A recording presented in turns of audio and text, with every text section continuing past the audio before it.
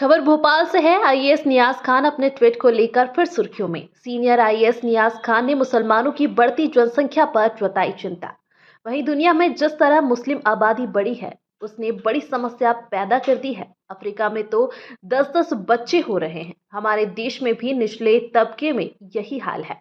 जब तक मौलवी मदरसा सिस्टम चलेगा, तार्किक सोच नहीं आएगी, केवल सही शिक्षा ही इसे नियंत्रण कर सकती है।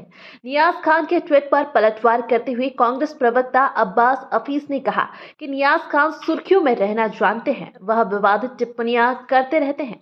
मध्य प्रदेश की सरकार भी कई बार उनके बयानों से किनारा कर चुकी है। मध्य प्रदेश सरकार ने भी उनके बयानों को लेकर उन्हें नोटिस दे दिया है। अपनी किताब लिखने के कारण वह जेल भी गए हैं। अब वह जो बयान दे रहे हैं उसका धरातल से कोई संबंध नहीं है। दोस्तों नमस्कार। आज ही मैंने मॉर्निंग में मुस्लिम आबादी को लेकर एक ट्वीट किया था जो पूरे विश्व के संदर्भ में था, और खासकर जो आबादी आज 2 अरब हो गई। विश्व की आबादी टोटल 8 अरब है और जिसमें 2 अरब मुस्लिम्स हैं जो 57 देशों में रहते हैं, लेकिन अधिकतर की स्थिति बहुत ही खराब है। खासकर अफ्रीका के अंदर 10-10, 15-15 बच्चे हो रहे हैं। पाकिस्तान, बांग्लादेश, अफगानिस्तान के अंदर भी ये हाल है। सीधा सीधा आबादी बढ़ने से जीवन प्रभावित होता है और जो हमारी पुरानी मदरसा शिक्षा पद्धति है उसमें परिवर्तन की आवश्यकता। अगर हम बच्चे को बचपन से विज्ञान के साथ साथ तो धार्मिक शिक्षा भी पढ़ाएं तो उससे तार्किक क्षमता होगी और लोग छोटे परिवार के बारे में प्लानिंग करेंगे।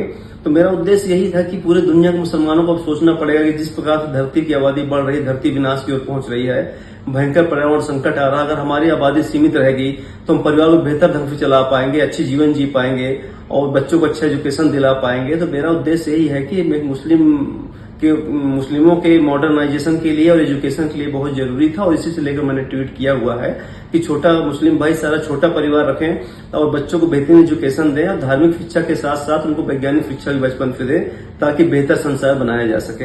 ये नियाज खान जी विवादों में रहना जानते हैं, विवादास्पद अधिकारी रहे हैं। मध्य प्रदेश की सरकार भी उनके बयानों से कई बार किनारा कर चुकी है और मध्य प्रदेश की सरकार, जहाँ तक मुझे याद है, उनको शो कॉज नोटिस भी एक बार दे चुकी है।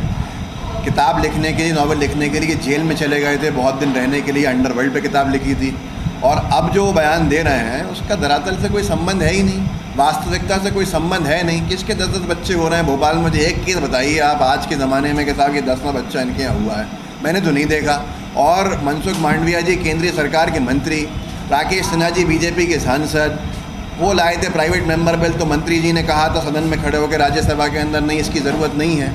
हर धर्म में गिरावट आई है, ग्रोथ रेट के अंदर मुस्लिम समुदाय में बहुत तेज़ी से गिरावट आई है। आज महंगाई के इस दौर में किसी की हिम्मत नहीं है पालन पोषण की, लोग बच्चों से परहेज करने लगे हैं। अब 10 बच्चों की बात वो कर रहे हैं, तो ये बड़ा विषय है। जनसंख्या नियंत्रण होना चाहिए, लेकिन उसका ये मतलब नहीं है कि आप नरसिंह घोटाले और तमाम घोटालों से ध्यान मोड़ने के लिए बयान देने लगो।